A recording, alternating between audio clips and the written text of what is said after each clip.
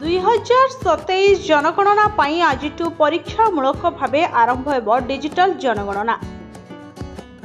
राजधानी भुवनेश्वर समेत कटक, मयूरभंज और नवरंगपुर रे 30 तारीख जाए चलिब गणना।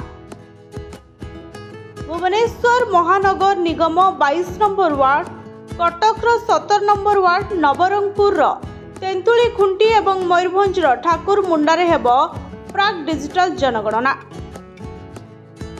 सर्वभारतीय स्तर में 34 लाख शिक्षक करेंगे यह डिजिटल जनगणना।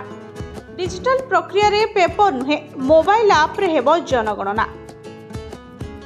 जिला जनगणना तथ्य समन्वय पुस्तक रे रहिब ग्राम बा सहर, जिलार समस्त भित्तिभूमि और नगरीय सुविधा, विस्तृत जनसंख्या संबंधी सामाजिक और अर्थनैतिक सूचना मध्य एथिरे रहिब। ब्यूरो रिपोर्ट, जनता टीवी।